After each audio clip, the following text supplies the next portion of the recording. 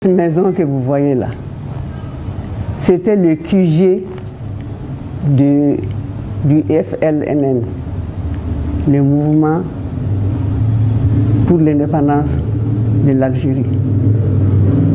Et le chef de la communication de ce mouvement, c'était M. Bouteflika, qui fut président de la République d'Algérie pendant plus de 10 ans. Bouteflika a logé dans cette maison-là avec son QG en tant que relais des informations. Ils avaient leur QG ici, le salon dans lequel nous sommes, sa chambre était là, les batteries étaient là, les colonnes étaient dans la cour.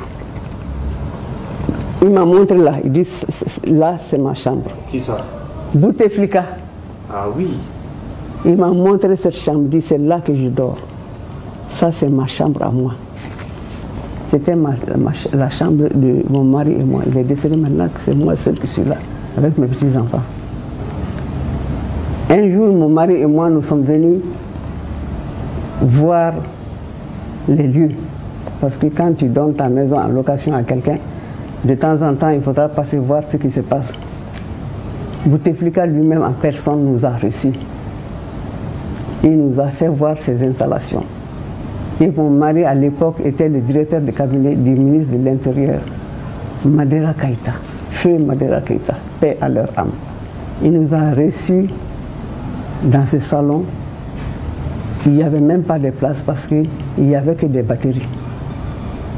Le long du salon, le salon qui fait à peu près une dizaine de mètres carrés, il n'y avait que des batteries. Il nous a fait faire voir toutes les installations. Et dans la cour, il y avait des pylônes. Moi-même, c'était ma première fois de voir des pylônes comme ça. Des pylônes, parce que notre maison, la cour était extrêmement grande. Ça faisait 800 mètres carrés.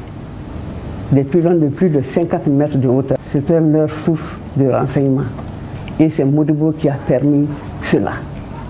Tous les renseignements concernant les combattants, les relations avec la France et tout ça, ça passait par Bouteflika dans cette maison-là. Donc je suis en droit et en devoir de pouvoir témoigner. Je ne peux pas comprendre, même si ce geste-là est minime aux yeux des Algériens, pour nous c'est vraiment un geste grand. Parce que pour gagner une guerre, il faut des renseignements. Et ces renseignements partaient de Bamako, avec l'aval du président Modibo Keïta. Qu'est-ce que Modibo Keïta n'a pas fait pour les Algériens, pour leur indépendance? Et ça, c'est très peu, c'est minime. C'est minime. Les autres apports que Modibo et son gouvernement ont donné aux Algériens, je ne peux pas les citer tous. Il y a des secrets d'État que je ne connais pas. Mais il y en a eu beaucoup. Nous avons fait beaucoup pour l'Algérie. L'Algérie nous doit beaucoup. L'ingratitude, ça se paye. L'Algérie n'a pas le droit de nous attaquer. Au contraire, si nous étions attaqués par des ennemis, c'est l'Algérie qui devait, en principe, venir à notre secours.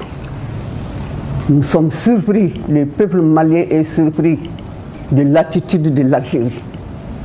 Nous sommes très très surpris.